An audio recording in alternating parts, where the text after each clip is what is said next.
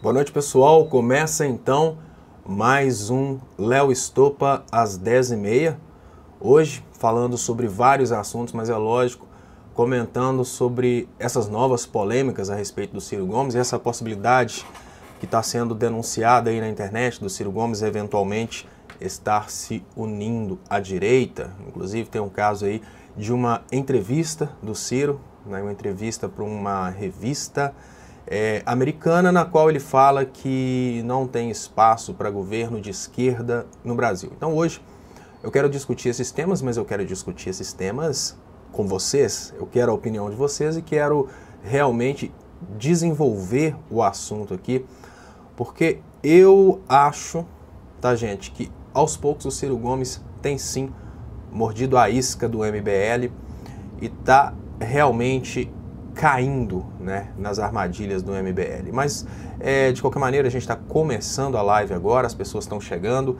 Eu queria convidar você que está assistindo pelo Facebook, por favor, venha acompanhar no YouTube. Eu estou crescendo o YouTube porque agora, mais do que nunca, o Facebook está com sangue no olho, destruindo o alcance das páginas que falam a respeito de política, porque a intenção do Facebook agora é comercializar os assuntos de política. A intenção do Facebook é que somente as páginas que pagam possam realmente aparecer. Então as notificações da página Leonardo Estopa não estão chegando para todo mundo, as pessoas já estão falando que o Facebook está descurtindo elas da minha página. Então, enfim, venham para o YouTube, assinem o canal no YouTube, se inscrevam e marquem para receber notificações, porque dessa forma vocês vão receber a notificação dessa live, que de qualquer forma acontece todas as noites e começa às 10h30 da noite. Então pode marcar aí na agenda, 10h30 da noite, todas as noites tem a live aqui no canal Leonardo Estopa. Eu queria agradecer as pessoas que estão chegando, né? Hoje eu consigo, vamos ver se eu vou conseguir, se eu vou tomar menos couro aqui do sistema.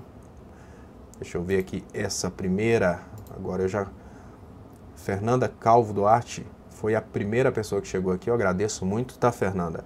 Ela fala todos com Ciro, Fernanda sai Paulo, Fernanda tá, parece que a Fernanda estava expulsando algum Paulo aqui que nem apareceu, inclusive tem uma forma aqui que tem principais mensagens e tem uma forma aqui que eu coloco todas as mensagens, deve ser por isso que eu tô perdendo algumas mensagens, as pessoas falam comigo que mandaram mensagens e eu não recebi, provavelmente porque está tendo um filtro. Eu tenho aqui também Marcondes, manda um boa noite, Estopa, boa noite, Paulo Marcondes. Pessoal, vamos dar uma força aí para a gente conseguir aumentar o alcance.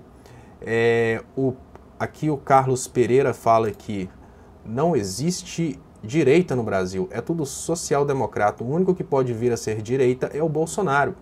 Olha, isso é uma coisa que eu vou discutir aqui hoje, tá, Carlos? Porque existe uma distorção muito grande no que é verdadeiramente a direita. Quem sabe dizer o que é direita, o que é esquerda? Porque existe um conceito dentro das ciências políticas do que seria direita e o que seria esquerda.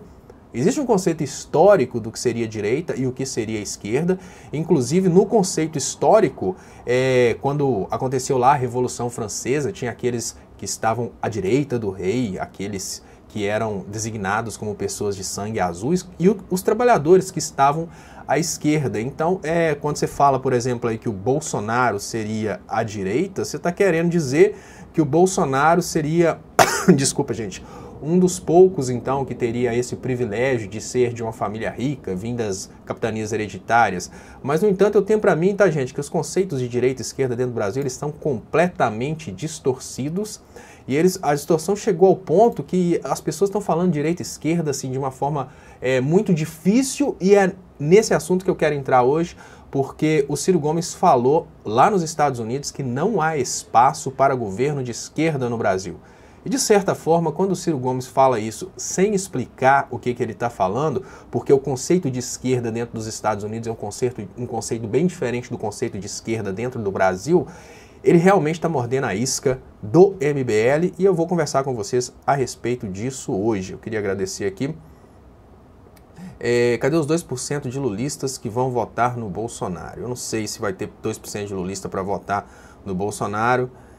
Aí vem aqui as pessoas que não têm nenhum tipo de assunto político para falar e ficam repetindo, né, as MBLosidades, né? A forma MBL de fazer política, que é a forma que o PSDB faz política ao mesmo tempo, falando de Patrícia Pilar, palmada do Ciro, é realmente pessoas que não têm muita condição de discutir o assunto política e políticas, né?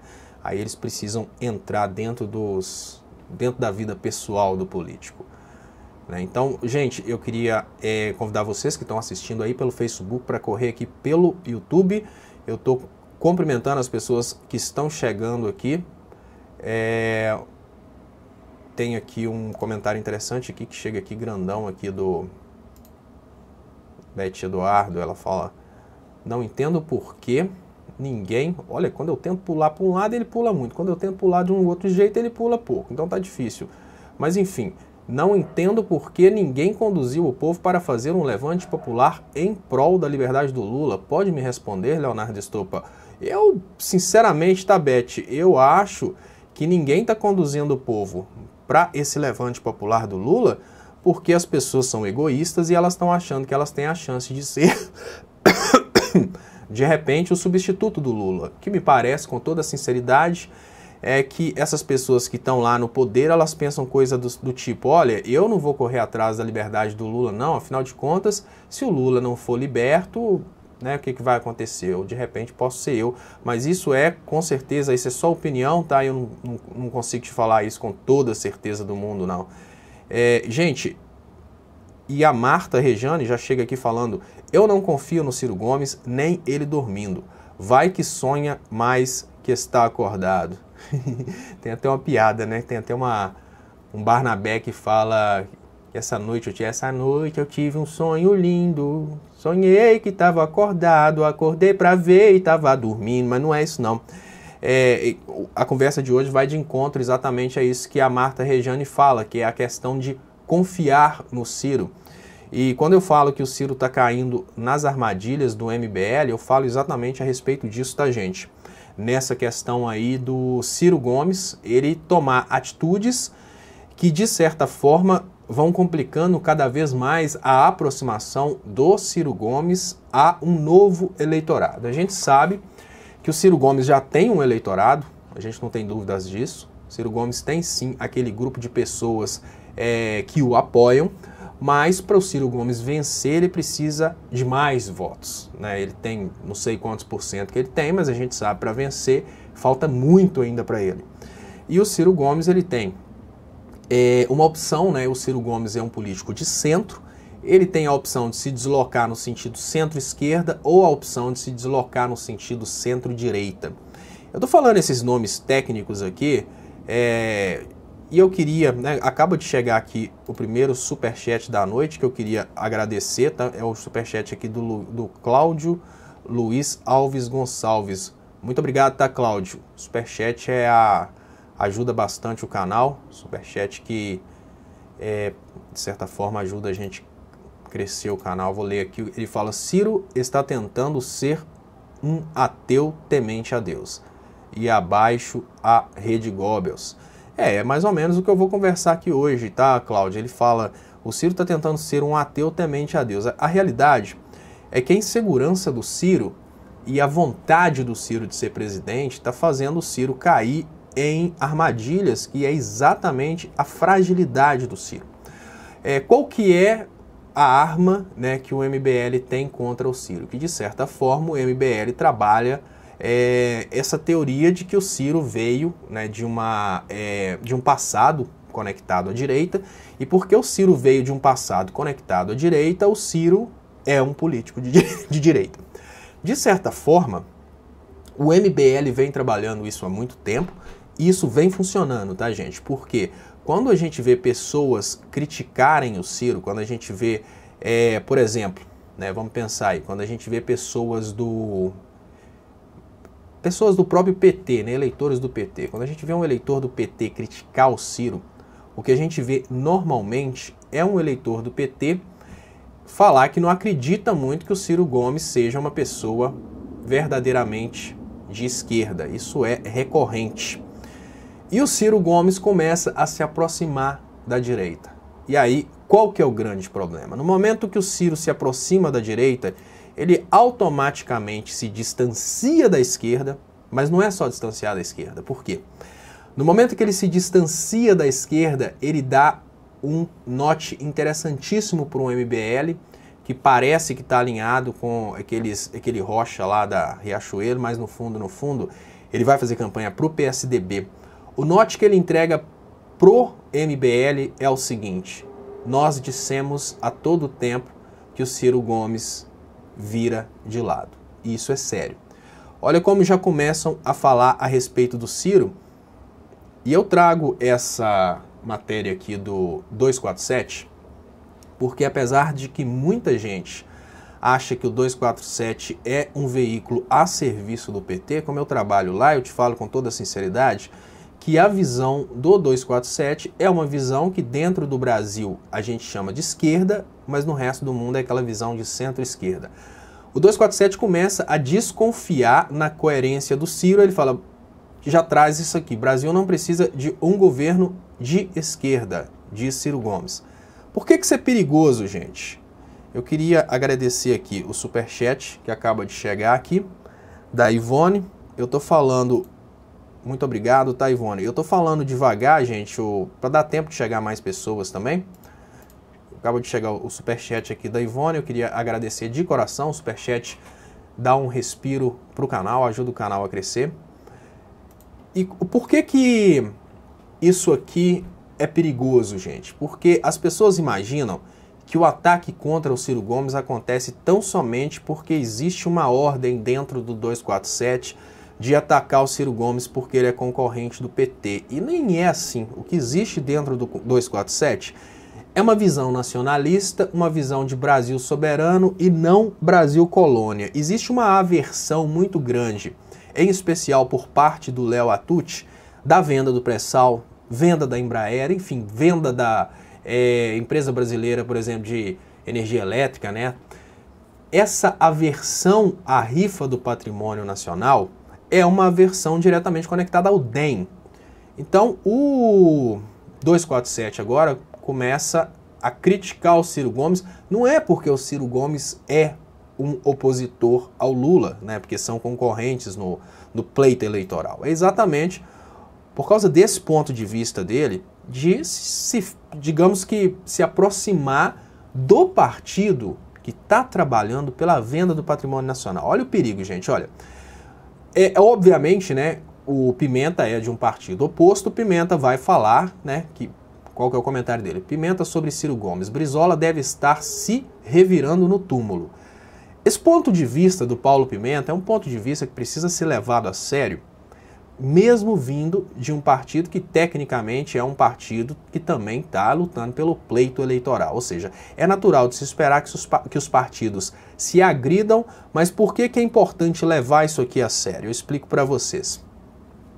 Hoje, pelo que eu tenho visto, tanto o Ciro Gomes como os eleitores do Ciro Gomes e também os eleitores do PT, eles têm sido vítimas de armações do MBL. São muitas armações, tá? Armação do tipo, o MBL vai lá, cria um monte de fake, faz de conta que são eleitores do Ciro e com esses fakes atacam eleitores do Lula. E faz a mesma coisa pro lado oposto. Cria um monte de fakes que faz de conta que são eleitores do Lula e vão lá e atacam eleitores do Ciro. Qual que é o resultado desse tipo de atitude? O resultado é o distanciamento dos eleitorados, né? Os eleitores do Ciro, os eleitores do Lula se distanciam. Existe também como resultado um distanciamento do próprio Ciro Gomes da esquerda. Então, o Ciro Gomes começa a se movimentar aos poucos para a direita. Essa movimentação para a direita, ela não veio através de uma incoerência discursiva, né? Porque o Ciro Gomes ele continua trabalhando o argumento, né, de referendo revogatório, o argumento de que o petróleo tem que ser brasileiro. Ele não mudou o ponto de vista dele a respeito disso, mas ele começa a falar coisas que já soam incoerentes, né, para a esquerda. O Ciro Gomes chega num veículo de comunicação lá dos Estados Unidos, ele fala que não tem espaço para um governo de esquerda dentro do Brasil. E aí entra um detalhe que eu tenho falado há muito tempo. O Ciro Gomes, às vezes, ele não entende o nível de compreensão do eleitorado. Eu entendo absolutamente bem o que o Ciro Gomes quis dizer aí, mas o Ciro Gomes não entende que ele está falando com um eleitorado que não se informa em universidades. Ele está falando com um eleitorado que se informa também pelo MBL.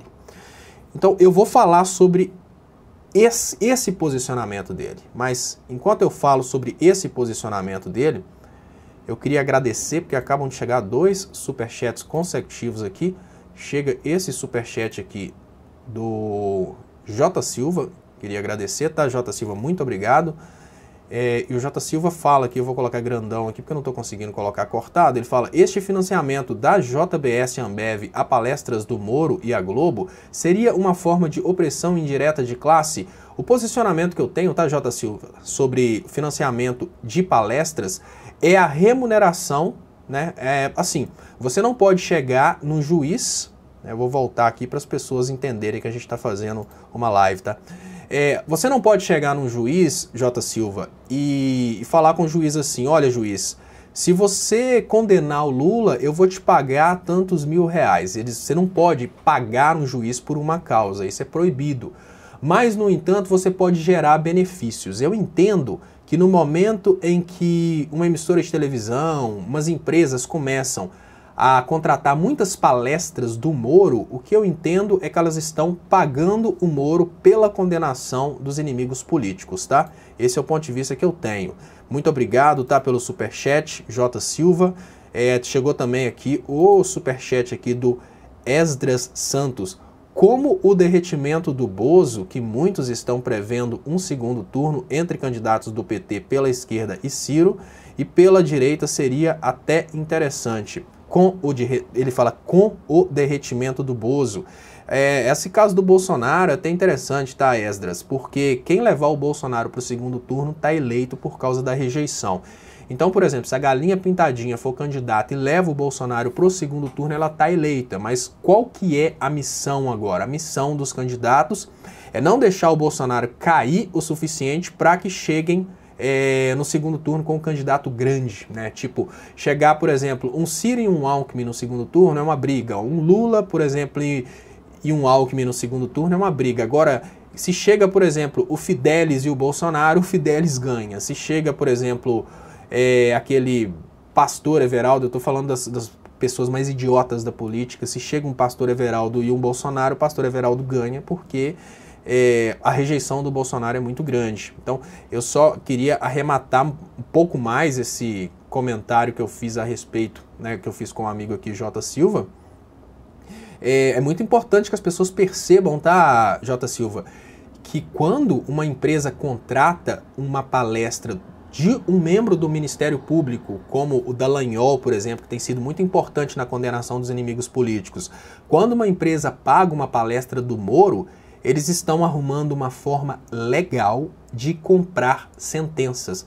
É proibido, por exemplo, você chegar e pagar uma sentença. No entanto, isso é uma forma legalizada de comprar sentenças. Mais uma vez, muito obrigado aqui pelo superchat.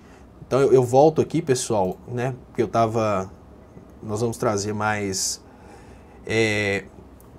assuntos, né? Mas eu quero desenvolver um pouco mais sobre essa questão do Ciro Gomes estar, de certa forma, caindo nas armadilhas do MBL. Eu não sei se o Ciro Gomes não percebe que isso está acontecendo. Então o que acontece, né? Eu vou retomar onde eu parei. Aqui, o Ciro Gomes chega nos Estados Unidos e fala que não há espaço para um governo de esquerda no Brasil. E olha como que, estrategicamente falando, isso já dificulta a vida do Ciro Gomes. Por quê? O Ciro Gomes falou de uma forma correta, mas num local diferente daquele que é o local onde ele vai ser candidato. Veja bem, o termo esquerda quer dizer um governo extremamente comunista. Quando você fala um governo esquerda, o que você está falando, na verdade, é um governo tipo Venezuela, tipo Cuba. O que eu quero dizer é que no momento em que um político se diz de esquerda, ele está automaticamente abrindo um leque para um monte de opções de esquerdas. Então é por isso que o Ciro Gomes chega nos Estados Unidos e lá nos Estados Unidos ele fala: não há espaço para um governo de esquerda no Brasil. O que a gente precisa no Brasil é um governo de centro-esquerda. Centro-esquerda é o que o brasileiro conhece como esquerda. Ou seja, dentro do Brasil não existe verdadeiramente a esquerda. O que existe dentro do Brasil é o centro-esquerda, que é esse modelo que o Ciro Gomes está propondo. Só que o povo não sabe disso. Vocês estão entendendo por que ele está caindo em armadilhas? O povo não sabe que a esquerda seria o modelo venezuelano, o modelo cubano, e a centro-esquerda é o que o Brasil chama de esquerda. Agora, o Ciro Gomes vai ser extremamente massacrado porque ele falou isso nos Estados Unidos, mas não soube explicar isso para quando esse assunto chegar no Brasil, ele chegar de uma forma que o brasileiro consiga entender. Por isso que eu falo, o Ciro Gomes às vezes ele fala em adaptar o pensamento dele para o total público dele, que não é só acadêmico, é também o eleitorado. Então, o que seria uma forma correta dele falar isso? Olha, o brasileiro não compreende o termo esquerda como vocês compreendem nos Estados Unidos. O que a gente chama de esquerda no Brasil é o centro-esquerda de vocês aqui, americanos. No Brasil não existe a possibilidade de a gente adotar um governo comunista, por exemplo, com o Estado sendo dono de todos os fatores de produção, porque o capitalismo de mercado já é uma regra no Brasil. O que a gente procura agora é uma política mais desenvolvimentista. Seria essa a forma correta do Ciro Gomes responder essa pergunta. Mas por que ele não respondeu assim? É porque ele não sabe? Não. É porque ele não entende que as pessoas não sabem. E aí ele abre uma brecha muito grande para ataques vindos, né? Ataques vindos do MBL para falar coisa do tipo: Ciro Gomes na verdade é de direita, e na hora que ele coloca isso, as pessoas da esquerda se distanciam dele. Isso é um problema sério, porque o crescimento dele depende também das pessoas de esquerda. E no momento que as pessoas de esquerda se distanciam dele, o Ciro Gomes cai em outra isca do MBL. Isso é muito sério. O Ciro Gomes não é uma pessoa paciente, parece que ele fica com muita raiva porque o Ciro Gomes está trabalhando um discurso nacionalista desde o início do golpe. E ele está se oferecendo como um candidato nacionalista, um candidato para solucionar os problemas. Só que a população não consegue ver o Ciro Gomes como o candidato que vai solucionar os problemas. O que acontece? O Ciro Gomes fica puto e começa a se aproximar do lado negro da força. O Ciro Gomes começa a conversar com o DEM. E aí entra um problema seríssimo. Quando o Ciro Gomes começa a conversar com o DEM, ele começa a conversar com o partido que fez as coisas que ele criticou durante todo esse tempo. Porque quem que fez os planos de entrega do pré-sal, fim dos direitos trabalhistas, impeachment, é tudo DEM com PSDB, ou seja, ele começa a se aproximar do partido que ele muito criticou. Ou seja, ele acaba de cair numa estratégia muito séria do MBL. E quando eu falo MBL, lógico que eu não estou falando das carinhas do MBL como Kins Categorias e Fernandes Holidays. Eu estou falando da estrutura da agência MBL, que são publicitários e marqueteiros de altíssimo nível, que as pessoas nem ficam sabendo o nome, mas esses caras respiram política e sabem não só como você pensa, mas como toda a população brasileira pensa, e sabem como vão ser as reações das atitudes. No momento em que o MBL como agência consegue fazer o Ciro se aproximar do DEM, o MBL como agência consegue confirmar uma retórica que ele mesmo estava falando há muito tempo, que é a que o Ciro Gomes não consegue manter uma linha ideológica. Isso é sério. Isso é sério porque, ao meu ver técnico, o Ciro Gomes praticamente tornou impossível o crescimento eleitoral dele. Por quê, gente? Imagina o seguinte: hoje, a dificuldade que o Ciro Gomes tinha de alcançar mais eleitores pela esquerda era exatamente o discurso que o MBL estava criando, que o Ciro Gomes muda de lado. Agora já não é mais um discurso. O Ciro Gomes se aproximou do DEM. Agora o MBL tem um fato para julgar na cara dos eleitores de esquerda e falar: tá vendo? O Ciro Gomes muda de lado. E tem um outro detalhe. Agora, os eleitores de direita também não vão se aproximar do Ciro Gomes porque um candidato verdadeiramente de direita vai virar e vai falar assim: olha, vocês vão votar naquele cara que hoje fala que é de direita, mas há 2 anos atrás estava lá comunista defendendo o Lula. Tecnicamente falando, eu acho que o Ciro Gomes mordeu a maior isca da história política dele. Por quê? Quando eles armaram uma coisa contra ele, não sei se vocês sabem da história do porquê o Ciro não se tornou presidente há uns anos atrás, eles fizeram uma estratégia e armaram uma isca para ele. Ele não gostava de falar da vida pessoal dele, né? Ele não gostava de misturar as coisas, e o Ciro Gomes é esse cara que realmente apela, e ele não entende que quando ele apela, as pessoas usam o fato dele apelar contra ele. Por exemplo, quando a gente dá um exemplo do caso do Fernando Holliday, que é um cara que fala que não existe racismo, mas agora fala que o Ciro Gomes é racista. Mais ou menos assim. O Fernando Holliday fala que tudo é vitimismo, não existe racismo. Mas o Ciro Gomes chamou ele de capitãozinho do mato e ele fala que o Ciro Gomes é racista. Agora ele quer processar o Ciro Gomes por uma coisa que ele mesmo falou que não existe. O processo contra o Ciro Gomes, tecnicamente falando, gente, é uma coisa que chama injúria recíproca. Por que injúria recíproca? Porque antes do Ciro Gomes chamar o Fernando Holliday de capitãozinho do mato, o Fernando Holliday e o MBL já estavam fazendo vários videozinhos chamando o Ciro Gomes de coroné. Então, da mesma forma que a ideia de coroné aponta para uma pessoa que usa de meios obscuros para controlar terras, matar pessoas e impor coisas fora da lei, a ideia de capitão do mato pode dizer sim que é racismo, mas a partir do momento que eles cometeram injúria recíproca, na justiça não vai dar em absolutamente nada. É só propaganda política. E não pensem vocês que o Fernando Holliday não sabe disso. Ele tem advogados, ele sabe disso. Só que ele faz de conta que vai processar e vai fazer e vai acontecer para aparecer. Mas enfim, numa estratégia de campanha, né, como que o Ciro Gomes perdeu a presidência? Eles foram artesanando, o Ciro tinha propostas boas, tanto que as propostas dele levaram ele na condição de ser presidente.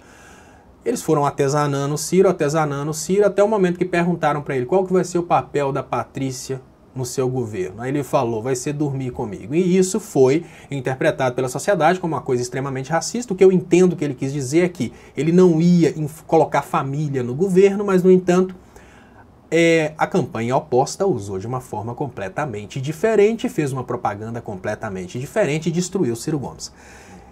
Então o que eu acho que aconteceu dessa vez é que ele caiu numa armadilha ainda muito maior, porque era a campanha que estava mais crescendo, isso não tem dúvidas.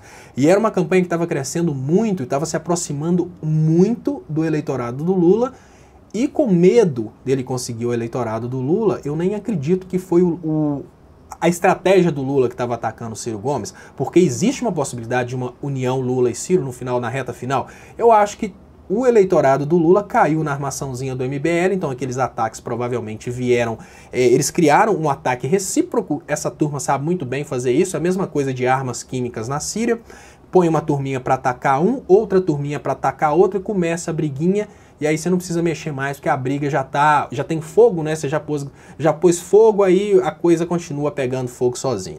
E deu certo, porque aos poucos os eleitorados foram se afastando, e à medida que os eleitorados foram se afastando, a coisa foi pegando ainda mais, o próprio Ciro caiu na brincadeira, começou a se aproximar da direita, e aí entra esse detalhe que é agora a dificuldade muito grande da credibilidade sobre a ideologia do Ciro. Eu quero continuar falando sobre esse assunto, mas eu queria convidar quem está assistindo pelo Facebook para dar um pulinho aqui pro YouTube. Eu volto a falar, tá, gente? Eu estou aos poucos encerrando meu trabalho no Facebook porque a minha página está sendo destruída no Facebook. Todas as páginas de esquerda hoje estão tendo uma quantidade muito grande de descurtidas. O Facebook programou o sistema para descurtir as páginas, então aos poucos vocês já não recebem mais notificações do Leonardo Stoppa no Facebook há muito tempo. Eu sei disso, não é só do Leonardo Stoppa, é das páginas de esquerda. E aos poucos o Facebook vai moldando o seu funcionamento para que apenas páginas pagas tenham alcance. Então eu convido vocês para assinarem aqui o YouTube, porque aos poucos meu trabalho vai parando no Facebook. Pula para cá, dá uma curtida aqui no YouTube, ajuda o canal a crescer. Mas então, gente, eu falei, né, sobre As pessoas, eu vi que chegou muito mais gente, a live cresceu bastante agora nesse momento, e eu vou só sintetizar o ponto de vista a respeito do Ciro Gomes para eu passar para começar a conversar com vocês a respeito dos comentários que estão chegando, tá? O que acontece? Quem não chegou aqui no momento inicial, o que eu falei foi o seguinte: o Ciro Gomes, ele chega nos Estados Unidos e faz uma declaração falando que o Brasil não precisa de um governo de esquerda. Essa declaração, ela faz sentido nos Estados Unidos porque a ideia de esquerda nos Estados Unidos, gente, esquerda nos Estados Unidos é uma ideia de esquerda radical. Quando você vira lá nos Estados Unidos e fala um governo de esquerda, o ponto de vista que os caras têm é um governo do Maduro, é um governo de Cuba, e de certa forma isso fecha portas, porque os Estados Unidos querem fazer negócios com o Brasil. Só que ele tinha que ter contextualizado que a visão de esquerda dentro do Brasil é aquilo que nos Estados Unidos a gente chama de centro-esquerda, eles chamam de centro-esquerda. Como ele não contextualizou, ele acabou de criar um material, né, para contra-ataque. E como se não bastasse isso, gente, o Ciro Gomes ele começa a perder a paciência com a esquerda, porque ele está sofrendo muito ataque da esquerda brasileira, e aí ele começa a se aproximar do DEM. E o problema seríssimo é que durante todos esses anos de golpe, durante todo esse período, desde que o Aécio Neves começou a protagonizar a destruição da economia brasileira até ontem, o Ciro Gomes estava com um discurso contra as políticas de entreguismo. E o grande problema é que as políticas do entreguismo foram feitas pelo DEM. E nesse momento ele começa a se aproximar do partido que fez as políticas de entreguismo. Qual que é o grande problema de se aproximar dos partidos que fizeram a política do entreguismo? É muito difícil para o Ciro Gomes agora conseguir votos dos eleitores de esquerda, porque os eleitores de esquerda agora não vão realmente confiar no Ciro Gomes, porque durante muito tempo a esquerda estava com medo do Ciro Gomes ser de repente um político vindo da direita. Então, é muito difícil que o Ciro Gomes consiga votos da esquerda. Na direita, o Ciro Gomes começa a se aproximar do DEM, ele poderia até conseguir alguns votos da direita. Mas um oponente de direita vai ter um trunfo nas mãos, que é falar: vocês votariam naquele falso candidato de direita? Vocês votariam naquele cara que há poucos anos atrás estava lá brigando pela prisão daquele comunista? Estava brigando contra a maravilhosa Operação Lava Jato? Ou seja, ele, ao meu ver técnico, ele fechou as portas dos dois lados. Isso é uma coisa perigosa e séria e muito triste, mas infelizmente a gente precisa comentar, porque eu particularmente, a minha visão pessoal é que o Ciro Gomes é um político preparado, cheio de boas vontades, e ele trabalhou, a visão que eu tenho, tá, gente, é que o Ciro Gomes perdeu a paciência porque ele veio trabalhando desde o momento em que o Brasil começou a ser agredido pela interferência internacional. O Ciro Gomes vem trabalhando para conscientizar a população que ele é uma opção, e ele vem recebendo tapas da esquerda, ele vem recebendo pancadaria da esquerda. Ao meu ver, ele perdeu a paciência, ele chegou à conclusão que, olha, não adianta essa população, não adianta eu explicar que o pré-sal é nosso, não adianta eu querer me aproximar da esquerda, a esquerda não quer mesmo, quer saber de uma coisa? Deixa isso pra lá. Parece que ele perdeu a paciência, e eu entendo muito bem o que é perder a paciência, porque eu entendo muito bem o que é as pessoas não entenderem o que você está querendo dizer. Aí parece que ele perde a paciência, e no momento que ele perde a paciência, ele realmente começa a se aproximar da direita, e isso preocupa. Pessoal, enquanto eu bebo uma água, eu queria convidar vocês para adicionarem esse WhatsApp que eu estou colocando aqui nesse canto. Quem puder fazer o favor de adicionar esse número de WhatsApp em grupos, eu não tenho condição de, na hora de enviar os links, por exemplo, dos vídeos, eu não tenho condição de enviar para pessoa por pessoa, porque é muito. Mas se vocês puderem me adicionar em grupos, eu vou agradecer demais. Vocês que estão no Face, se puderem dar um pulinho aqui pro YouTube, eu vou agradecer muito também. E eu vou começar a conversar com vocês aqui sobre os comentários. Mas nesse momento eu queria aproveitar para convidar vocês para curtirem o canal. Então, estão chegando aqui os comentários, né? Deixa eu ver aqui. Eleições não salvaram a Dilma e não derrubaram o golpe. Greve geral já, né? Esse ponto de vista importantíssimo e coerente aqui do Luiz, tá, gente? Olha, ele fala eleições não são a solução, porque as eleições estão sendo fraudadas. Isso é muito importante que as pessoas entendam. Esquerda, direita, centro e tudo mais, todos contra o gado. Eu imagino que o que o Eros quer dizer é que a gente não tem que ser gado, né? Porque se a gente entendesse que não se trata de esquerda e direita, se trata de um país que tem que ser soberano, se trata do Brasil contra esse grande golpe, né? Agora tem um colega que fala aqui que é... Bom, eu tô perdido aqui. Eu fiz toda uma programação aqui para conseguir colocar os comentários no ar, mas aí acontece que na hora que eu vou mexer no mouse, toda vez que eu clico, pula 3 linhas de uma vez, eu não consigo centralizar. Mas aí Luciano da Silva Mendes fala, Ciro nunca foi de esquerda, até com DEM ele está. Então, Luciano, é isso que eu estou comentando aqui hoje, tá? Existem rumores de que o Ciro está se aproximando do DEM, e não é nem um pouco coerente com o que ele tem falado desde o início desse ataque que a gente está sofrendo. Por quê? Desde o golpe, até mesmo antes do golpe, a desestabilização do governo, porque o que aconteceu, gente? Para conseguir tomar o poder, o PSDB e o DEM, eles travaram todas as pautas da Dilma. A Dilma foi vítima de uma pirraça parlamentar. Tudo que a Dilma mandava para o Congresso, o pessoal não aprovava e ela ficou sem condição de governar por muito tempo. Foi dessa forma que eles conseguiram criar uma crise para derrubar a Dilma. E o DEM estava no meio desse processo. E o Ciro foi contra o golpe durante todo o tempo. Como é que é possível a pessoa ser contra o golpe e agora se aliar ao principal partido do golpe? Eu acho que isso dificulta muito a proximidade do Ciro com o nacionalismo, né? A proximidade do Ciro com, digamos que o eleitorado de esquerda. Ajudaria o Ciro se aproximar da direita, mas isso é um problema sério. Como que o Ciro vai explicar para a direita que ele deixou de ser esquerda? Porque durante muito tempo ele foi esquerda. Isso acaba colocando ele numa situação muito complicada aí, tá? E essa história só tá repetindo um conflito PDT-PT que sempre existiu. Sempre vi tretas entre Brizolão e Lula. O Paulo Pimenta fala aqui, ó, Brizola deve estar se revirando no túmulo a respeito desse assunto, né? O problema todo nem é o conflito partidário, tá? Sobre o conflito partidário, eu acho que o conflito partidário é só um detalhe. O problema todo é o conflito ideológico. Como que eu penso essa questão do Ciro? Não tem problema o PT se alinhar, por exemplo, com o Requião. Não tem problema o Ciro se alinhar com o Requião. Ah, mas o Requião é do PMDB, que é do Temer. O Temer é um cara do PMDB que é entreguista. O Requião é um cara que infelizmente continua no PMDB, mas é, digamos que a voz mais coerente que está no Senado. Talvez a voz mais coerente da política brasileira hoje seja o Requião. A gente tem que admitir que não é o partido que faz a pessoa. Talvez a voz mais preparada hoje, né, na política brasileira talvez seja o Requião. Mas, no entanto, ele é do PMDB, não é questão do partido. Mas o detalhe é que o Ciro não se aproximou de uma pessoa do DEM, ele se aproximou do DEM, ou seja, ele abraçou o partido. É esse ponto que eu estou querendo dizer.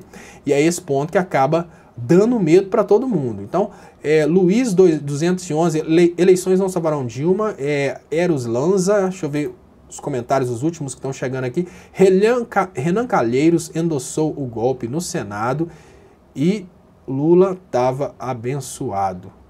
Aí fala que se o Lula não for candidato, William Gonzaga, se o Lula não for candidato e não apoiar o Ciro, eu voto em Bolsonaro, só por repúdio. Isso aqui é uma forma de, como é que fala, julgar a merda no ventilador, né? Eu acho que, sinceramente, se o Bolsonaro ganhasse para presidente, eu acho que ia ser até didático para essa criançada que, assim, não vejo a mínima possibilidade do Bolsonaro vencer por causa do nível de rejeição. Ele conseguiu se queimar muito mais do que se promover. Ele se promoveu muito, mas ele se queimou demais. Existe uma coisa que quem conhece de técnica sabe que é a relação sinal-ruído. Relação sinal-ruído é assim, você pode gritar o mais alto que você quiser, você pode ter uma voz muito poderosa. Se você estiver lá no show da Ivete Sangalo com um sonzão, a pessoa que está a 2 metros não vai te escutar, porque o ruído é ainda mais alto que a sua voz. O caso do Bolsonaro é mais ou menos isso. O Bolsonaro tem uma voz muito forte, ele alcança muita gente, mas o nível de ruído, ou seja, o ponto negativo dele é tão grande que ele vai ser derrotado pelo ruído, ou seja, pela rejeição. Eri Braga fala: PT usando seu eleitorado como pano de fumaça e aos 49 do segundo tempo irá apoiá-lo. Aí o 247 da tela azul. Eu sinceramente, eu acho, com toda a sinceridade, que o 247 não deveria, hora nenhuma, estar fazendo matéria contra o Ciro. O ponto de vista que eu tenho é que o 247 deveria deixar o Ciro se decidir e focar em quem realmente é inimigo. Hoje nós tivemos um caso, gente, que é um caso assim importantíssimo, importantíssimo, principalmente para aquelas pessoas que acham que corrupção é uma coisa do PT. A Operação Lava Jato pela primeira vez prendeu um tucano. Isso mesmo. Um político ligado ao Alckmin, que eu não me lembro o nome dele, foi preso por causa de um esquemão de desvio de verba pública através de licitações. Eu até explico, normalmente eu explico para as pessoas, gente, se vocês quiserem entender o que é um partido que gosta de desviar dinheiro, vocês entendam que todo partido que luta por muita obra de infraestrutura, obra gigantesca, tipo asfalto, essas coisas grandes, são partidos que gostam de desviar dinheiro público. Porque aí dá para desviar dinheiro público. Se um partido começa a cismar de investir em saúde e educação, pode confiar nesse partido, porque é muito difícil você desviar dinheiro de saúde e educação, porque quando você vai pagar um médico, você não pode virar para o médico e falar, devolve um pouco. Não adianta, vai ficar difícil. Já pensou por exemplo, a Dilma faz um projeto aí, mais médicos, e vai na casa de médico por médico lá em Cuba e fala, eu só te contrato se você me voltar aí uma porcentagem do seu salário. Não faz sentido. Mas nas grandes licitações funciona dessa forma.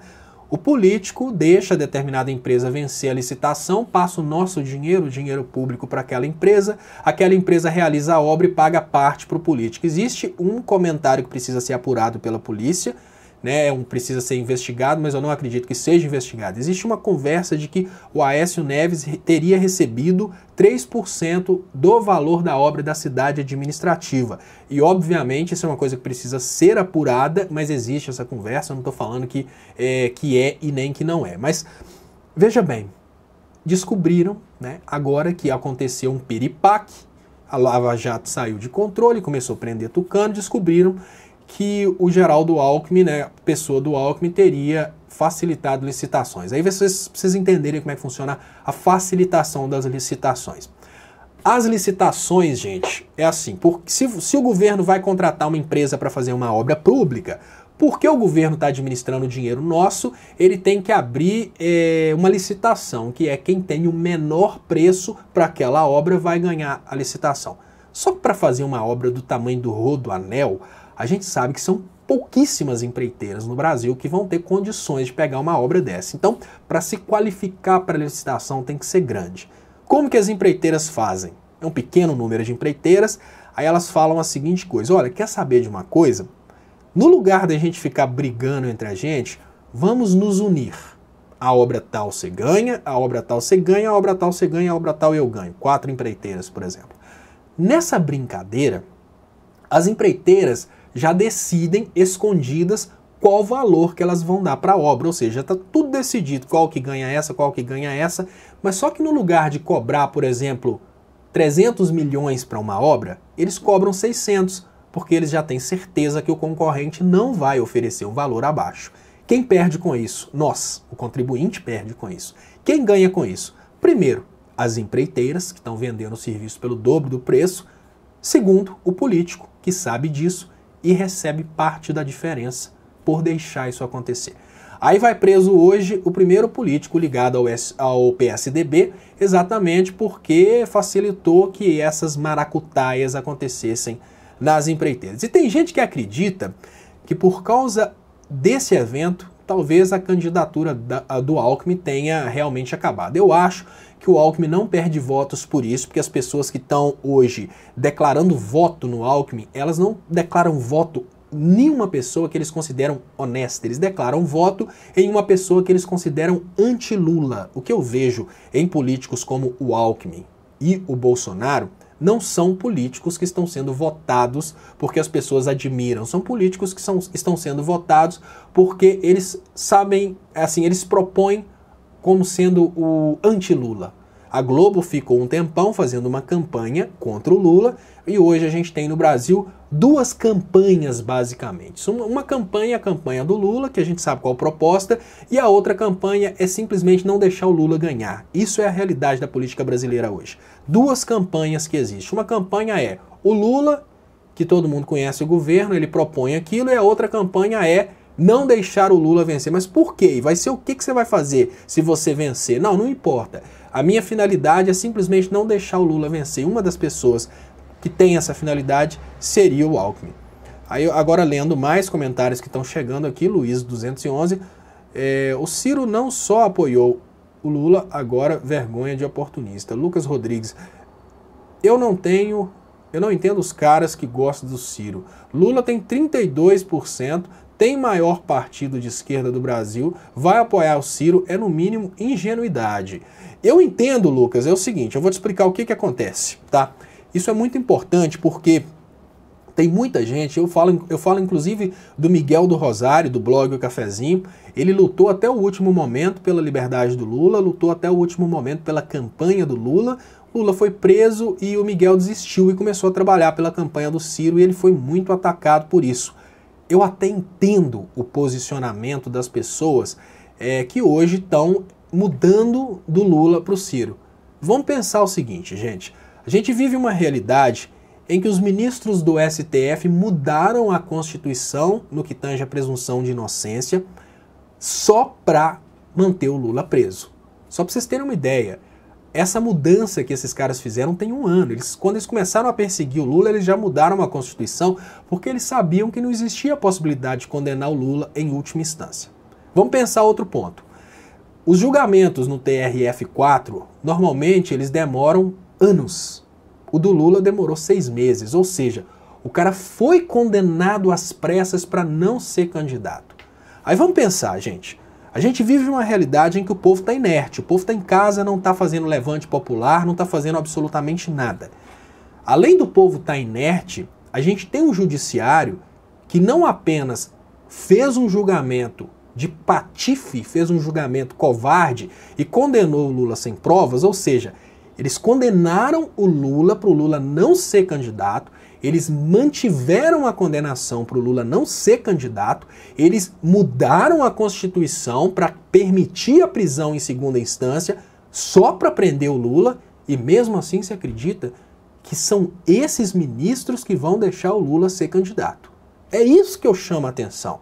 É lógico que Lula seria o melhor candidato, mas a candidatura do Lula está nas mãos do povo. O povo deveria se levantar e arrancar o Lula da cadeia e exigir a candidatura do Lula. No entanto, as lideranças que são as responsáveis por fazerem isso acontecer, elas não estão se movimentando nesse sentido. As lideranças estão de boa. As lideranças deveriam fazer toda uma articulação para fazer um levante popular e isso elas sabem fazer. Eu falo que as lideranças não estão se movimentando corretamente, gente, por causa do seguinte. Vocês já repararam que em campanha política a gente tem carreata, a gente tem aqueles... Lá, por exemplo, eu estava em Belo Horizonte, tinha o Abraço da Contorno. Toda a avenida do Contorno de Belo Horizonte, que as pessoas, quem conhece sabe que é muito grande, o PT conseguiu fazer um abraço da Contorno na campanha da Dilma, que toda a avenida do Contorno, que é gigante, estava lotada de gente para poder ver a carreata da Dilma. Quando chega a campanha política, essas lideranças conseguem fazer uma mobilização que o Brasil inteiro vira campanha política. Aí eu pergunto, com toda sinceridade, se as lideranças sabem mobilizar, se as lideranças têm a estratégia, técnica, por que eles não estão mobilizando o povo para arrancar o Lula da cadeia? Porque eles não querem. Não vem falar comigo com toda sinceridade que o povo está inerte. O povo é inerte. O manifestoche só foi para a rua pedir a entrada do Temer porque a Globo trabalhou nesse sentido. O povo só vai para as ruas para arrancar o Lula da cadeia e exigir eleições limpas se as lideranças trabalharem nesse sentido. Mas as lideranças não estão trabalhando nesse sentido. Se você perguntar para mim, o Lula tem possibilidade de ser eleito? Se o Lula for candidato, ele vai ser eleito em primeiro turno, eu não tenho dúvidas disso. Ele não tem só a possibilidade de ser eleito, ele é um pré-eleito, ele já está praticamente eleito. Mas vão deixar o Lula ser candidato? Aí eu te chamo para uma reflexão. Eu não estou te perguntando com toda sinceridade se ele tem o direito de ser candidato. Eu não estou te perguntando o que fala a lei nem o que fala a Constituição. Aí eu te falo, olha, começaram um processo aí que chama Operação Lava Jato, que só perseguiu políticos do PT e só prendeu políticos ligados ao PT. Primeiro passo, pela primeira vez consegue prender uma pessoa do PSDB para falar que não é só PT. Além de ser um processo, né, todo para prender gente do PT, essa Operação Lava Jato julgou as coisas fora de ordem. Tinham vários processos para serem julgados no TRF4, eles colocaram o processo do Lula na frente. Como o STF sabia que não existia possibilidade de condenar o Lula em última instância para manter ele preso, o STF mudou a Constituição brasileira, e o STF não tem a prerrogativa de mudar a Constituição, tá, gente? O STF mudou a Constituição brasileira para permitir a prisão do Lula. Aí eu pergunto para você, com tudo isso, né, o STF mudando a Constituição, com toda essa palhaçada que aconteceu, vocês acham mesmo que eles vão deixar o Lula ser candidato? É muito utópico isso, tá? Eu queria agradecer, acaba de chegar aqui o superchat do Plaza... Que dificuldade de colocar um negocinho dentro do quadrinho aqui.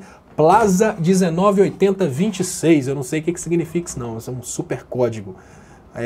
Né, porque 26 não é data de nascimento, né? A menos que seja 26/8/19, porque ele está lá na Europa, talvez tenha algum país lá que seja invertido. Muito obrigado, Plaza. Superchat com certeza salva o trabalho da gente aqui no canal. Tem um superchat aqui do Rudolfo, que acaba de chegar também, mas não subiu ainda para eu conseguir colocar no quadrinho, que ele fala: o vice assume a cabeça de chapa e herda os votos. Tá, isso aqui é uma estratégia sim, tá, Rudolf? O vice assume a cabeça de chapa e herda os votos. Isso é uma estratégia. Claro que isso é uma estratégia, mas eu não sei até que ponto eles estão querendo utilizar essa estratégia. O que eu tenho percebido, e falo assim, triste, mas o que eu tenho percebido é que parece que as lideranças não querem, sinceramente, se arriscar pelo Lula. Eles não estão percebendo que está tendo um arranca-cabeça de todo mundo e, sinceramente, quem se opuser à venda de pré-sal, quem se opuser a essas coisas aí, será eliminado. Com toda a sinceridade, eu não vejo a possibilidade de um levante popular vindo do povo. O levante popular tem que vir das lideranças. Se as lideranças estão inertes, meu amigo, com toda certeza, esse levante popular é utópico. E as lideranças estão inertes porque elas estão convenientes com a coisa, tá? Elas não... Liderança nenhuma vai me enganar. Eu sei muito bem que as lideranças estão assim, tipo assim, eu não vou assumir essa guerra pelo Lula. Mas então, pessoal, o que acontece? Eu continuando, né, porque eu interrompi para agradecer o superchat, eu vejo, com toda sinceridade, que muita gente, né, tá mudando o voto para o Ciro pensando nesse detalhe, né, no detalhe da impossibilidade do Lula ser candidato, a impossibilidade técnica do Lula ser candidato, porque para acabar com um golpe de Estado num país, é só o levante popular. E esse levante popular está longe de acontecer. Assim, longe não, ele acontece e acontece rápido. Basta uma mobilização das lideranças. E essa mobilização das lideranças aí não está muito parecendo que vai acontecer não. Até porque uma mobilização de lideranças precisaria de uma união das esquerdas. E dentro dessa união das esquerdas, a gente contaria com o Ciro Gomes. Agora o Ciro Gomes fala que não participaria da união das esquerdas. Só para você ver que o Ciro Gomes ficou nervoso mesmo com a coisa das esquerdas não se unirem a ele. O Robert Lopes fala aqui... Olá, também sou de Minas Gerais, Contagem, gostaria de saber o que você acha da fala do Ciro Gomes na Jovem Pan. Robert, eu morei muito tempo, acho que foi uns 6 anos, lá no 4 ruas atrás do Big Shop, no Eldorado, morava na João Gomes Cardoso. Alô das Minas Gerais. Olha, o Robert está perguntando o que eu acho sobre a fala do Ciro Gomes. Provavelmente ele está perguntando sobre a fala do Ciro Gomes, eu estou tentando colocar no quadrinho.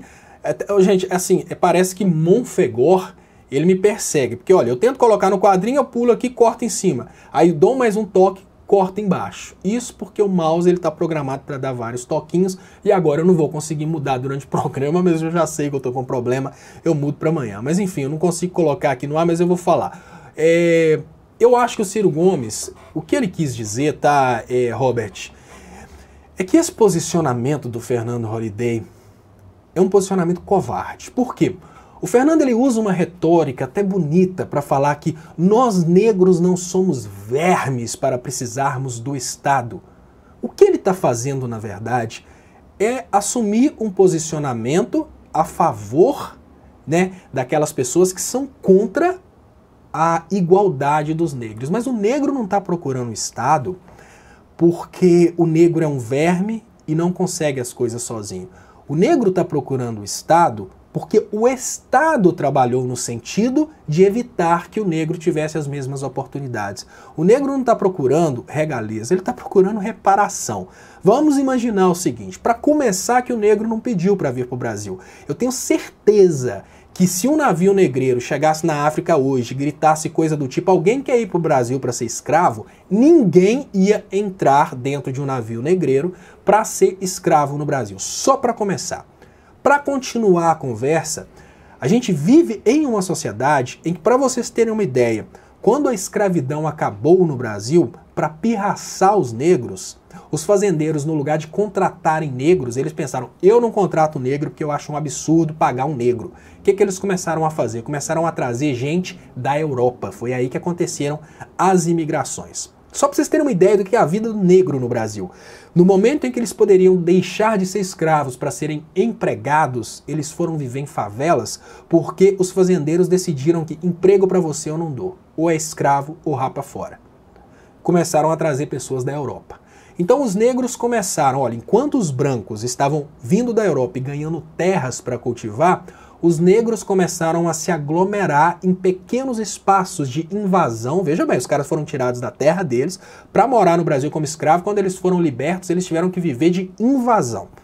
Aí os caras começaram a se aglomerar sem o mínimo de oportunidade, porque emprego eles não conseguiriam, porque a regra nova dos fazendeiros era trazer gente da Europa, né? E dignidade muito menos, porque eles eram uma raça que antes eram escravos. Hoje a gente vive uma realidade em que a possibilidade de um negro conseguir, por exemplo, um emprego é muito remota perto da possibilidade de um branco. Existem atividades que são relegadas aos negros, é mais ou menos assim. Algumas atividades eles conseguem. Eu desafio qualquer um para entrar no shopping e me falar que tem mais de 2% dos balconistas, conta e me fala, o shopping tal tem 2% dos balconistas que são negros. Aí eu vou falar com você. Isso porque você mora numa cidade majoritariamente negra. Porque se o negro for dono do comércio, ele contrata o branco para o balcão. Aí o cara que está morando num contexto extremamente pobre, o cara é obrigado a trabalhar desde criança, tem toda uma quantidade de dificuldades. Aí você começa a lutar por formas de diminuir o preconceito, trazendo essas pessoas que tiveram que trabalhar desde criança e por isso não tiveram a oportunidade, por exemplo, de estudar desesperadamente para passar no vestibular. Você cria uma cota e fala, olha, vamos dar a oportunidade para que essas pessoas comecem a se incluir, para que daqui 100 anos esse preconceito acabe, para que daqui 100 anos a Globo comece a colocar um negro também como advogado e não só como empregada doméstica. Aí me vem o Fernando Holliday e fala que isso não pode. Me vem o Fernando Holliday e fala que estabelecer qualquer tipo de cota para trazer um pouco de igualdade entre as raças é vitimismo. Aí eu pergunto para você, com toda a sinceridade do mundo, será que a gente realmente tem que ir contra o Ciro nesse ponto de vista? Porque não se trata só do Fernando Holliday ser negro, se trata do Fernando Holliday ter vindo de um contexto pobre. O cara veio de um contexto mais pobre, ele sabe que não é assim. Por exemplo, a oportunidade do Kim Kataguiri é completamente diferente. O Kim Kataguiri vem de um contexto rico. O Kim Kataguiri, o pai dele era dono de empresa de metalurgia. O Kim Kataguiri trabalhou desesperadamente pelo fim dos direitos trabalhistas e hoje está lutando pelo fim da justiça do trabalho. Eu entendo. Se você procurar o nome do pai do Kim Kataguiri na internet, vocês vão ver que a Justiça do Trabalho, inclusive, parece que está tomando a casa dele. Ou seja, o cara tem ódio da Justiça do Trabalho e luta contra ela. Agora, não é o contexto do Fernando Holliday. O Fernando Holliday deveria ter amor à Justiça do Trabalho e amor à distribuição de oportunidades. Quando a gente fala, sinceramente, gente, quando a gente fala cotas, a gente não está falando em distribuição de dinheiro. Quando a gente fala cotas, a gente está falando, você vai ter uma oportunidade de ser grande. Uma cota para um trabalho, uma cota para uma universidade, lógico. Eu sou contra cotas se o Estado tiver a condição de oferecer 100% de acessibilidades. Aí eu acho que cota não justifica. Igual lá na Inglaterra, todo mundo tem direito do financiamento de estudos. Aí eu acho que na Inglaterra não faz sentido cotas. Mas enquanto a gente não tem direito de 100% de acessibilidade, eu não acho errado, sinceramente, tentar trazer o negro para um contexto superior. Aí o que vai acontecer? A gente não vai olhar para uma novela da Globo e falar, olha, eu tô vendo, eu me vejo naquele rapazinho negro, filho da empregada que já está no sinal pedindo dinheiro. Não, o cara vai olhar e vai falar, olha, eu me vejo como aquele negro que está na novela ali como advogado, eu me vejo como aquele negro que está na novela ali como médico. É esse tipo de contexto que eu acho que as pessoas que defendem as cotas sonham para daqui 100 anos. Não é o contexto que o Fernando Holliday está trabalhando para manter, que é um contexto em que o negro vai ser sempre relegado às piores atividades, porque se você não trabalha no sentido de trazer uma igualdade para essas duas etnias, né, que no Brasil nem existe mais negro e branco, no Brasil existe uma miscigenação muito grande, mas se você não trabalha de uma forma que você consiga trazer uma igualdade das etnias para que a sociedade perceba as etnias da mesma forma, com certeza você nunca na sua vida vai conseguir criar uma percepção de igualdade. E ele trabalha no sentido contra essa percepção de igualdade. Mas enfim, Marcelo Silva fala aqui, Ciro, coloque todos os Gedels no governo Lula e Dilma para correr. Aí o Ciro coloque todos os Gedels do governo Lula e Dilma para correr.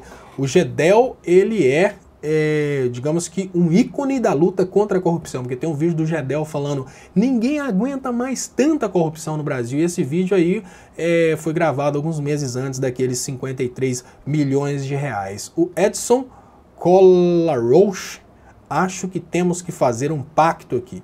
Se Lula for solto, candidato, somos todos Lula. Se ele não for, somos todos Ciro. E o tema de hoje, Edson, foi exatamente a dificuldade disso acontecer, no meu ponto de vista, tá? Vendo tecnicamente o que está acontecendo agora, eu vejo que é muito difícil para o Ciro agora conseguir se aproximar da esquerda. Isso porque com o negócio do Ciro ter se aproximado do DEM, do Ciro ter feito declarações do tipo que não cabe um governo de esquerda no Brasil e não ter conseguido contextualizar isso para as pessoas do Brasil, ele criou muita bala na agulha do MBL para atacá-lo. E, infelizmente, os eleitores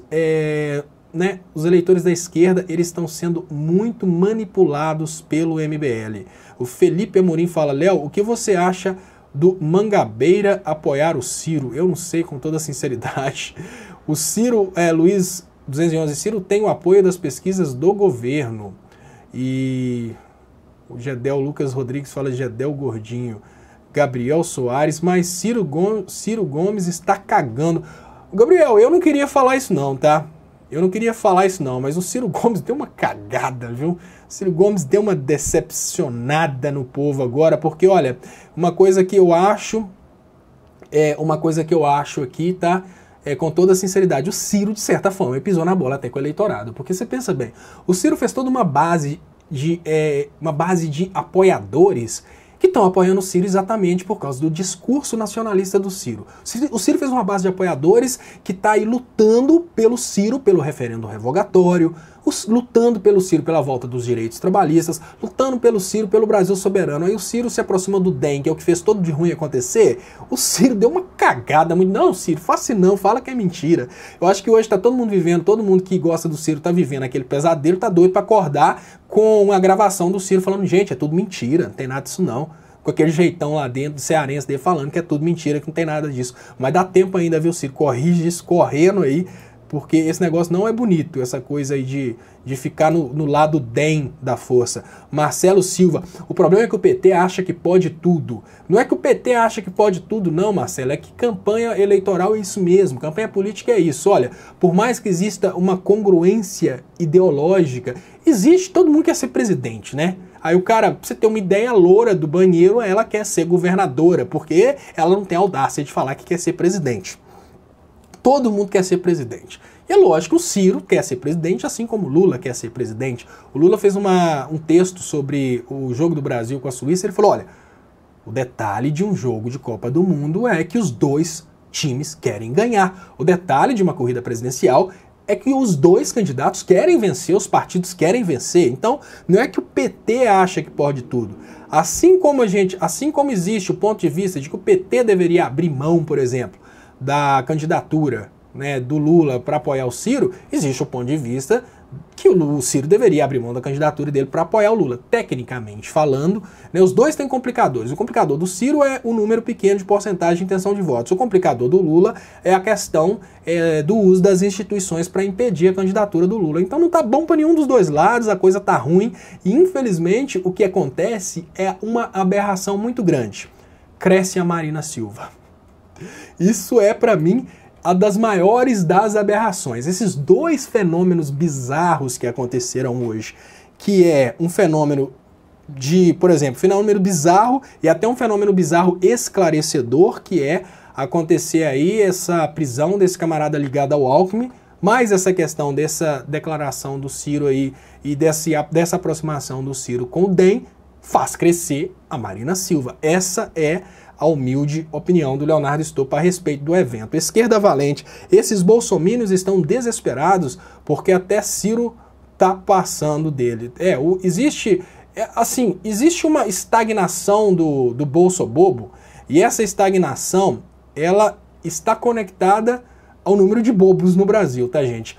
E é muito difícil a gente sonhar que bobos fiquem pessoas ativas. Então, é muito provável que o Bolsonaro continue estagnado aí nos 13%, porque é uma porcentagem de bobo. Agora, o Norberto Ferreira trouxe um monte de perguntas. Estopa, você acredita que a maioria dos eleitores vão conhecer seus candidatos só na véspera da eleição? 2, deixa eu ver se eu consigo colocar esse monte de pergunta aqui. Deixa eu ver como que eu conseguiria. 1, você acredita que os eleitores... Olha, isso aqui parece que é até uma possessão maligna aqui no computador, porque eu tento pular 1, não consigo, tento pular 2, pula 3. Estopa, você acredita que a maioria dos eleitores vão conhecer seus candidatos só na véspera da eleição? 2, para você, quantos % da sociedade hoje conhece os candidatos à presidência?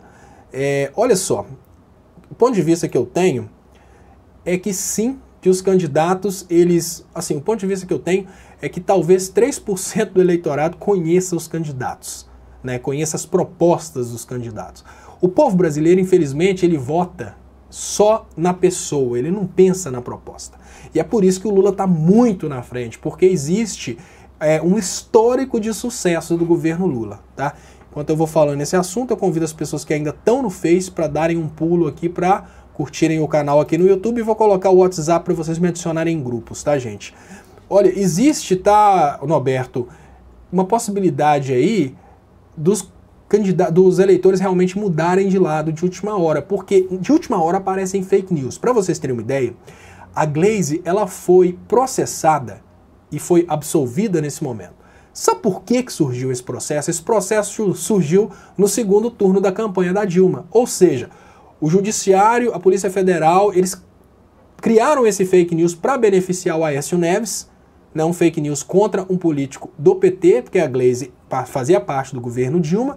Então criaram esse super fake news que agora ficou aí, ela foi absolvida, ficou, né, o STF decidiu que não houve nada, pronto. Ou seja, todo um dano que foi criado de última hora para fazer as pessoas mudarem de lado. Então existe sim essa possibilidade. Agora tem uma coisa, não é a maioria. O problema todo é que não é a maioria. A campanha eleitoral não é para a maioria. Existe hoje o seguinte, vamos pensar, eu vou falar números aqui que não são números exatos, mas estrategicamente, vamos pensar o seguinte, eu vou deixar o letreiro rodando aqui, porque o problema todo é quando eu travo o negócio e chega o superchat eu não vejo. Vamos pensar o seguinte, uma parte do eleitorado já está decidida. Indiferente do que acontecer, uma parte do eleitorado é Lula e a outra parte do eleitorado é anti-Lula. Indiferente do que acontecer, o mundo pode arrasar, o Lula pode chegar e passear na Ferrari de ouro que o MBL falou que é do Lulinha, isso não importa. Uma parte é do Lula, outra parte não é do Lula. Então, a disputa da eleição, a estratégia de campanha é para pegar os indecisos. Mas os indecisos são capazes, né, lógico, de mudarem o rumo da campanha. Então essa luta pelos indecisos, que são as pessoas que estão muito vulneráveis a fake news, ela é complicada. É exatamente para mudar esses indecisos que o MBL cria fake news de última hora. E essa vai ser a campanha do fake news. Nessa campanha política a gente tem vários fatores. O primeiro fator é o Facebook. O Facebook é uma distorção democrática muito grande, porque agora o Facebook começa a trabalhar para quem paga. Como ele trabalha para quem paga, a gente sabe que quem tem mais dinheiro é o PSDB, ou seja, o PSDB se transforma agora, o Facebook se transforma agora em uma arma do PSDB. No momento que o Facebook se transforma numa arma do PSDB, a distorção da verdade vai ser gigantesca. Como que eles vão fazer? Reduzir o alcance das páginas de esquerda e promover as páginas que pagam. Isso vocês podem ter certeza. De última hora, o fake news pode correr desembolado. Quem controla o fake news no Brasil? Vocês repararam que eles fizeram uma tal de agência lupa, e é essa agência lupa que decide o que é e o que não é fake news.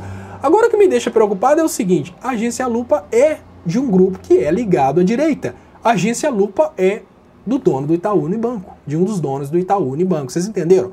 Então, quem decide se uma coisa é fake news ou não é a direita. E o Facebook coloca as coisas e taxa as coisas como fake news. Então a gente tem uma distorção muito grande que pode fazer os indecisos mudarem de lado de última hora. E o problema sério, normalmente, não que eu seja dono da verdade, eu tenho certeza que várias pessoas já estão batendo em cima dessa tecla. Mas o que eu reparo é o seguinte, parece que os políticos eles estão tão preocupados no convencional que eles acabam ignorando aquilo que é novo. Os políticos não preocupam muito com aquilo que é novo. E essa distorção da democracia através do Facebook, ela vai ser percebida depois das eleições. E nas próximas eleições a gente vai ter uma coisa que vai ser a quebra legal do algoritmo do Facebook. Eu não acredito que os políticos vão perceber isso agora. Só depois que eles forem vítimas do Facebook, eles vão entrar na justiça eleitoral e vão obrigar o Facebook a deixar o algoritmo visível para que técnicos de todos os partidos tenham acesso ao algoritmo do Facebook. Mas, no entanto, a gente precisaria correr para que isso acontecesse agora, mas isso não vai acontecer agora. Essa eleição de 2018 vai ser distorcida pelo Facebook e podem ter certeza que as pessoas que estão em cima do muro, elas são muito influenciadas pelo Facebook, são essas pessoas que decidem as eleições e depois que tudo acontecer, eles vão perceber e vão trabalhar aí para poder regulamentar o Facebook durante as eleições, mas aí vai ser tarde demais, né? Então, continuando aqui os comentários, André Bonifácio, o Facebook vai trabalhar diretamente para quem tem dinheiro, politicagem do tipo clientelismo vai acontecer pelas redes sociais com muita facilidade. Com certeza, o Facebook já está fazendo isso. Eu falo o seguinte, o Facebook tem um algoritmo e esse algoritmo trabalha cortando o alcance e comendo curtidas. Aí eu fico acompanhando quantas curtidas eu perco. Antes eu estava perdendo um número aí de curtidas, vamos pensar aí, 30 por dia. Hoje a coisa já está tipo assim, 60 curtidas por dia. Eles programam a autodestruição das páginas de esquerda e o alcance. As pessoas falam comigo coisas tipo, olha, eu não descurti sua página, mas apareceu descurtido, foi você que me bloqueou. Eu falo, não, Facebook está fazendo isso. Por isso que eu estou convidando as pessoas do Facebook para virem para o YouTube, porque a tendência natural da minha página no Facebook agora é acabar. Porque o Facebook está fazendo assim, o Facebook está fazendo você descurtir a minha página sem você saber. E tem mais, o Facebook cortou o alcance. Antes, quando eu colocava um vídeo, demorava aí 2 dias, meu vídeo já estava com 300 mil visualizações. Hoje eu coloco um vídeo, o vídeo fica lá em 10 mil. Continua sendo o mesmo Leonardo Estopa falando a mesma coisa, com 213 mil seguidores. No entanto, esses seguidores não recebem mais as notificações dos vídeos. Se você não recebe mais a notificação do vídeo, você nem vai ficar sabendo que eu fiz o vídeo. Então, inscreva-se aqui no YouTube, né? Essa live acontece todos os dias às 10h30 e, né, assim, trabalhando todos os dias aqui às 10h30 eu acho que eu consigo continuar a comunicação mesmo com esse boicote do Facebook. Uma das pessoas mais antigas no meu YouTube, que eu agradeço muito a companhia por todo esse tempo, é o David Marques, que ele fala: prefiro ter o desgosto de ter Alckmin eleito do que o Bolsonaro. Olha, David, isso é muito relativo, tá? O Alckmin é um mal consciente. O Alckmin é um mal que sabe que é mal, que sabe fazer a maldade, e é o cara que fez tudo isso de ruim que aconteceu no Brasil. O Bolsonaro é um bobo. E como bobo, ele vai ser divertido. Você imagina o seguinte: agora estão começando a pintar as coisas relacionadas ao PSDB. O PSDB tem uma estrutura tão grande de fazer coisa errada que a gente nem fica sabendo que eles fizeram coisa errada. E de certa forma, porque a gente nem fica sabendo que eles fizeram coisa errada, os caras deitam e rolam na gente. Isso, eles deitam e rolam na gente. Eu acho que se o Bolsonaro fosse eleito no lugar do Alckmin ia ser divertido. Primeiro que o Bolsonaro não ia conseguir fazer absolutamente nada que ele prometeu. Como ele não ia conseguir fazer nada que ele prometeu, todo mundo ia rir da cara dele. Na hora que ele começasse a tentar colocar aquelas medidas radicais, já imaginaram, por exemplo, da forma como a Câmara dos Deputados racha de rir do Bolsonaro como parlamentar, eles vão rir da cara dele como presidente, porque a Câmara tem esse poder. Vocês viram a Câmara dos Deputados rindo da cara da Dilma quando eles venderam o impeachment. Então eu não sei, com toda sinceridade, porque olha, quando a gente pensa no Bolsonaro, o Bolsonaro é um cara que faz papel de Satanás. O Alckmin é o próprio Satanás. Então eu não sei, com toda sinceridade, se o Bolsonaro seria realmente pior do que o Alckmin. Eu não sei. Eu sei que o Alckmin é um cara muito preparado para fazer o mal. E se eu tivesse que escolher, isso é muito polêmico, quando eu falei perto do Léo, o Léo sentiu e assustou, mas se eu tivesse que escolher entre o Bolsonaro e o Alckmin, eu acho que eu escolheria o Bolsonaro, porque o Bolsonaro representa o mal, mas um mal personagem. O Alckmin representa o mal de toda a maldade mais profunda do mundo, que é o PSDB, que é o que fez esse grande golpe aí. O Bolsonaro é massa de manobra do PSDB, pra vocês terem uma ideia. O Bolsonaro, ele faz a pauta do PSDB. O Bolsonaro é empregadinho do PSDB. A gente ia rir da cara dele, porque tudo que ele prometeu ele não ia conseguir fazer. Então chega um superchat aqui que eu queria agradecer. Reinaldo Leite, muito obrigado pelo superchat. Ele fala: Estopa, também sou engenheiro eletricista e gosto das suas análises. Reinaldo, muito obrigado. Reinaldo, dá uma força pra mim. Eu tô fazendo, vou começar a fazer tutoriais. Eu fiz um canal que chama Tutoriais do Estopa.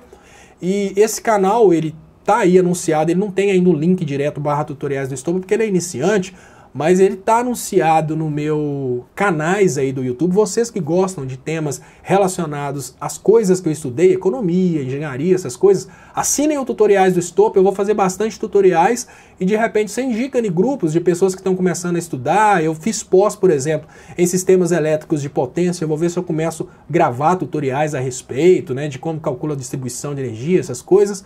E muito obrigado pela sua participação, muito obrigado pelo superchat. E vamos continuar lutando para que a infraestrutura de energia elétrica do Brasil seja dos brasileiros, né? Porque parece que tem um desespero muito grande do Temer aí para vender a Eletrobras. E acaba de chegar aqui logo na sequência, que eu queria agradecer também com muito carinho, tá subindo aqui devagarzinho, um superchat da Luciana Caldas Gonçalves. Muito obrigado, tá, Luciana? Muito obrigado pelo superchat. O superchat, eu sempre eu agradeço o superchat, falo superchat ajuda o canal a sobreviver, e no momento que eu agradeço o superchat, eu aproveito para convidar as pessoas que estão no Face para darem um pulinho aqui no YouTube, para curtirem o canal aqui no YouTube, e convido vocês que ainda não assinaram o canal Leonardo Estopa para assinarem esse canal, ajudar o canal a crescer. Eu preciso chegar nos 100 mil, verificar o canal e conseguir realmente colocar essas lives aparecendo lá no recomendados do YouTube. E isso só acontece a partir dos 100 mil. Eu preciso que vocês me ajudem convidando amigos para curtirem, assinarem esse canal. E muito obrigado mais uma vez, Luciana, pelo superchat. O superchat, ele realmente ajuda o canal.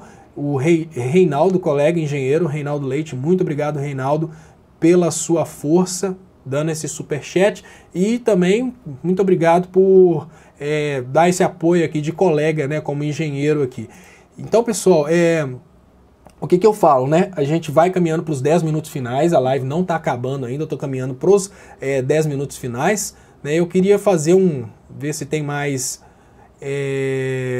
Nossa, passou. O Wilson Lima Medeiros fala aqui, passou um superchat desse e você não viu. É porque passa muito rápido. O superchat de R$10, gente, eu vou mostrar pra vocês aqui e pedir desculpa de todo o coração. Olha, o superchat de R$10, ele fica aqui em cima, eu consigo clicar e ver.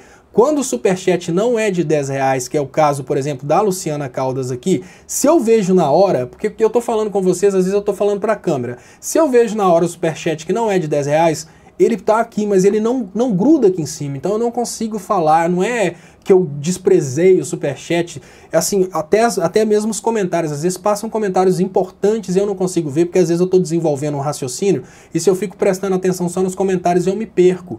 Quando é a partir de R$10, ele gruda aqui, eu consigo ver e comentar. Quando ele é abaixo de R$10, eu só consigo ver se ele passar na hora. Se eu não estiver desenvolvendo um raciocínio e olhando para a câmera, senão acaba que eu vou começar a tentar dividir o raciocínio e não vou conseguir falar o que eu estou querendo falar para vocês. O Gotardo, que está me chamando a atenção aqui, o Gotardo é o representante dos bolsominions aqui na live, ele fala: o Estopa já deixou de ler 3 superchats, traiu os inscritos 3 vezes. Eu não traí os inscritos, eu não traio os inscritos, e os inscritos são bem-vindos aqui, ô Gotardo. Até você que nunca deu superchat é bem-vindo. O nosso trabalho é pela educação, tem muita gente que manda o superchat até sem texto nenhum, só para ajudar o canal, mas, por favor, se eu não enviei o superchat, manda um comentário de novo com o início escrito assim, superchat, 2 pontos, que eu vou ler o mesmo comentário aqui, mesmo que você não envie o superchat, é porque passou direto mesmo.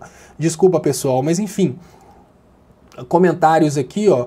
Arte além do sol, entendam de uma vez. Conversar com o DEM não é fazer aliança.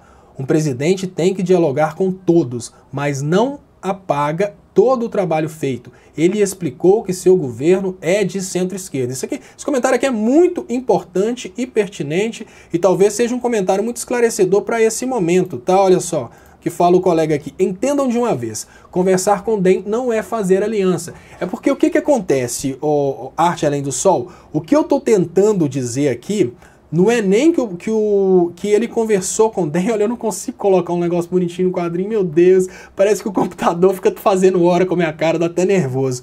Não é que o que eu não tô conseguindo, o que eu tô tentando explicar, não é que ele tenha errado quando ele fez esse, não digo que ele fez um acordo, tá?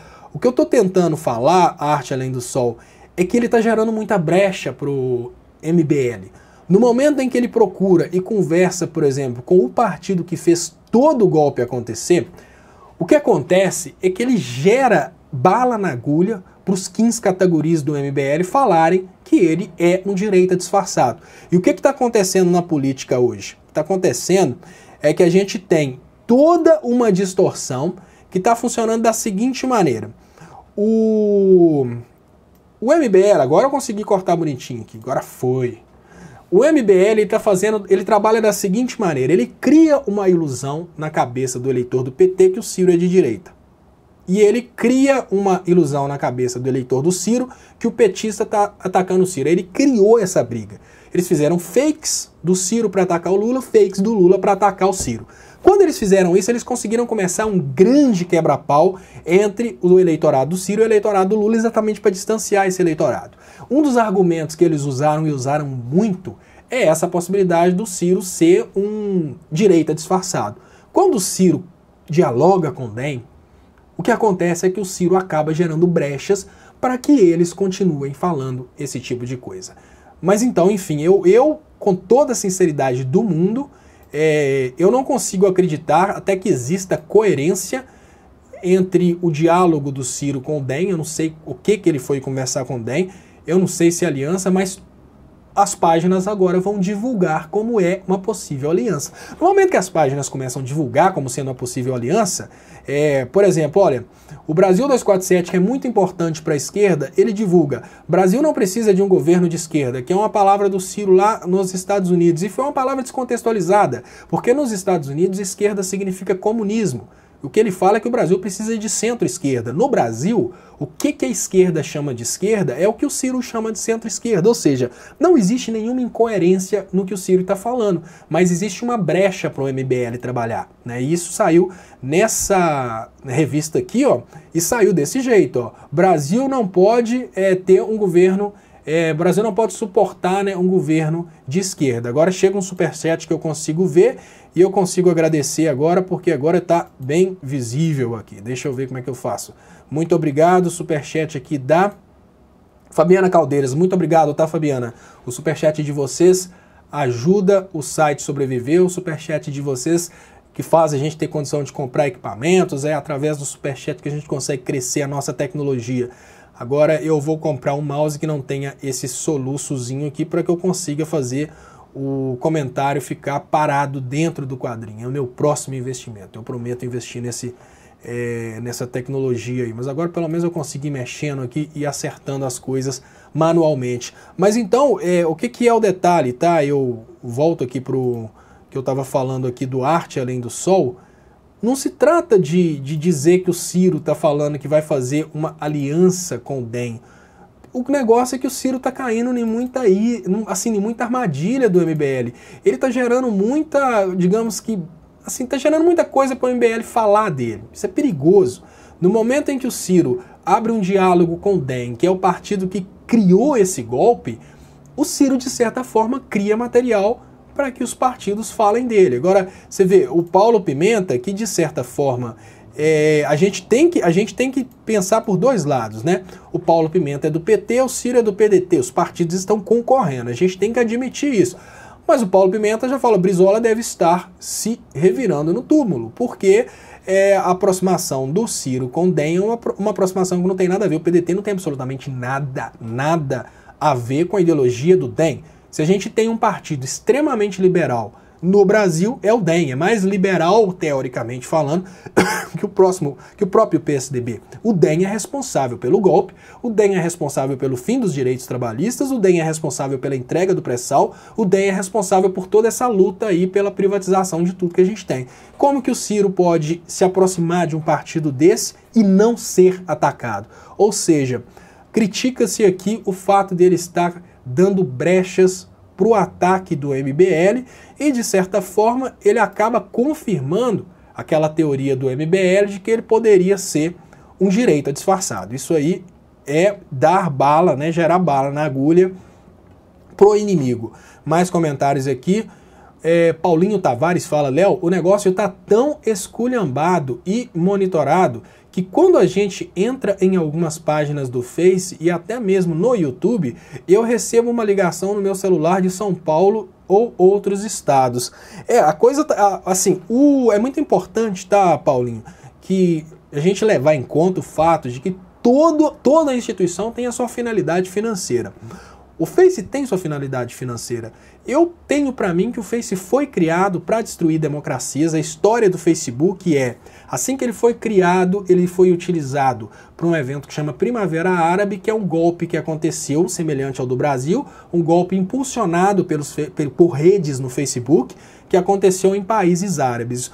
Um detalhe muito semelhante ao detalhe do Brasil é que lá eles não gritavam contra a corrupção, eles gritavam por democracia e nenhum dos países que foram atingidos pela Primavera Árabe está hoje melhor do que estava antes. Ou seja, todos os países sofreram com essa tal de Primavera Árabe que aconteceu lá nos países árabes através do Facebook. Então isso é digamos que um problema sério, né, da democracia. A finalidade deles é puramente financeira, não há nenhuma intenção democrática no Facebook. Eles não querem democratizar a mídia, eles querem ganhar dinheiro. E é muito mais fácil você vender uma influência, por exemplo, para o governo americano. Leonardo Estopa, eu acredito, inclusive, que o governo americano é dono do Facebook. Eu acho que aquele cara que aparece, o Zuckerberg, é só uma fachada.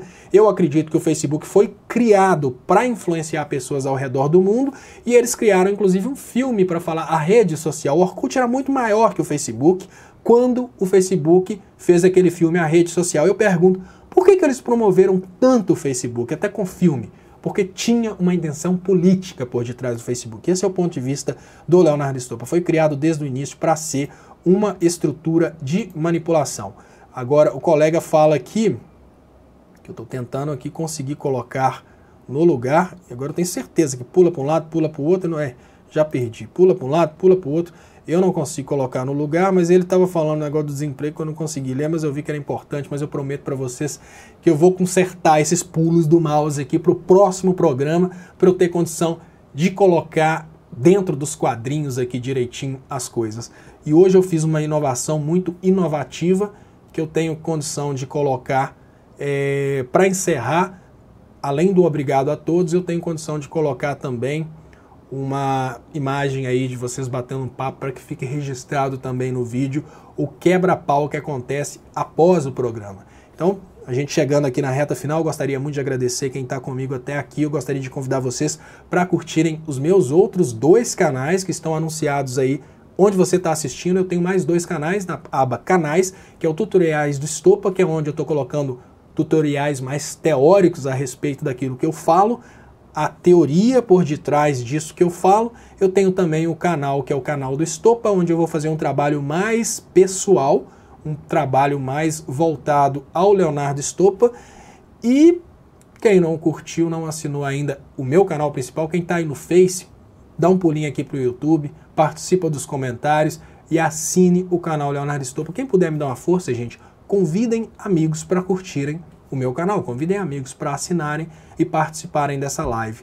E lembro vocês que a live acontece ao vivo todos os dias às 10h30 da noite e reprisa todos os dias às 10h30 da manhã. Então, se vocês puderem participar do bate-papo às 10h30 da manhã, esse programa vai reprisar e eu conto com a participação de vocês. Então, espero vocês aqui amanhã, 10h30 da noite, para mais um programa Léo Estopa às 10h30.